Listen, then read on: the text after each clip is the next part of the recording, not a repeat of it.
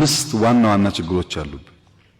አንደኛው ችግር የወረስነው ድህነትና ድህነት ለመውረስ የተዘጋጀው ትውልድ ነው። የወረስነው ችግር ነው፣ ድህነት ነው። የለም ይብቃ ደግሞ ካልነው ያን ለመውረስ የተሰናዳ ኃይል አለ። በጣም ብዙ ማስረጃዎች፣ ምሳሌዎች ማቅረብ እችላለሁ። ለምሳሌ እዚህ ካሳንቺስ የፈረሰበት ዋነኛው ምክንያት ለእናንተ ግልጽ እንዲሆንላችሁ እናቶች በምታውቁት መንገድ ቡና እየጠጡ በ5-10 ሜትር ውስጥ በቅርብ ርቀት እያዩት የሚጸዳዳ ሰው ያለበት ሰፈር ነው። እዚህ ቡና ይጠጣል፣ እዚህ ጋር ደግሞ ሰዎች ይጸዳዳሉ። እነዚህ ሰዎች ህይወታቸው ካልተቀየረኛ ምን እናደርጋለን? እዚህ ሰው ቡና እየጠጣ አጠገቡ የሚጸዳዳበት ቦታ ላይ የሚደረግ ለውጥ ወይ ዘር ወይ ሃይማኖት ወይ ጾታ ታርጋው ብዙ ነው።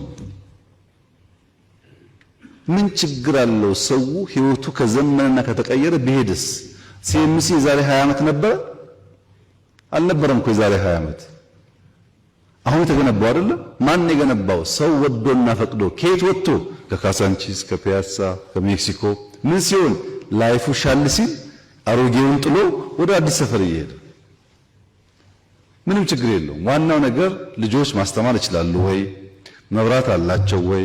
ኢንፍራስትራክቸር አላቸው ወይ? ከነበራቸው ህይወት ይሻላሉ ወይ ብለን ማሰብ ነው ያለብን እንጂ ስራ በተጀመረ ቁጥር ስሙ ብዙ ነው እና ድህነት ወርሰን ለማውረስ ያለን ፍላጎትና መሻት አንለውም ባፋችን፣ ግን በተግባር ያለው እንቅስቃሴ አንዱ ችግር ነው። ሁለተኛው ችግር መዋቅራዊ ችግር ነው። ኢንስቲትዩሽናል ችግር ነው። ስትራክቸራል ችግር ነው። ተቋም የለም። ያለውም ተቋም እንዳነሳችሁት ጠዋት ሰጠውን ሰርቪስ አይደግሞም ከሰዓት። ያንን ፊክስ ማድረግ አለብን።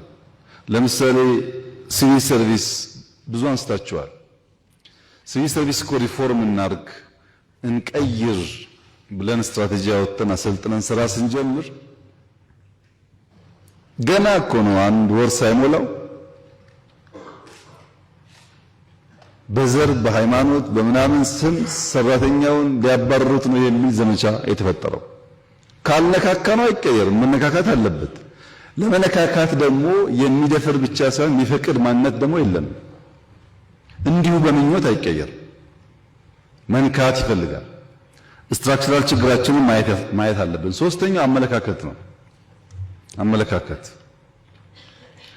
ከአራሹ ይልቅ ተኳሹን የሚያወድስ፣ ከአራሹ ከሰራተኛው ይልቅ አጥፊውን የሚያወድስ አመለካከት አክሮስ ዘ ካንትሪ ያለ አቲቲዩድ ነው።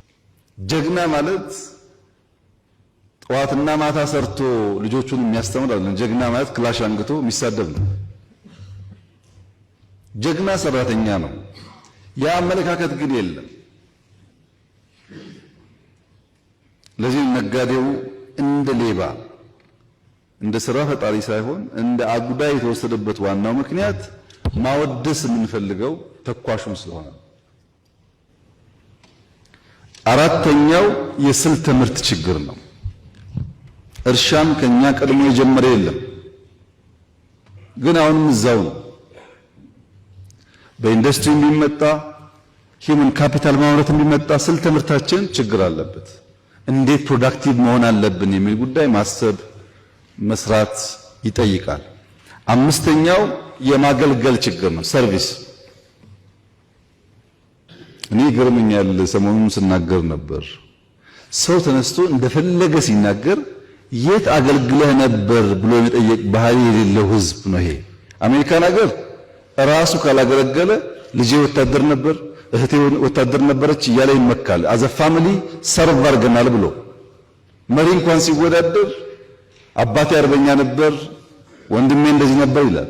እዚህ ሀገር አንድ ቀን አገልግሎ የማያውቅ ሰው ሁሉ እንደፈለገ ስራ ምን ችግር እንዳለበት የማያውቁ ሰዎች ናቸው ስለ ስራ የሚናገሩት። ስራ መከራው እንደምታውቁት ያን ያቁም የሌላው ሰው ቁጭ ብሎ ቢናገር ምንም ችግር የለው። የአመለካከት እስካልተፈታ ጊዜ ድረስ የምናስባቸው በርካታ ጉዳዮች እንዳሻነው ላይፈቱ ይችላሉ።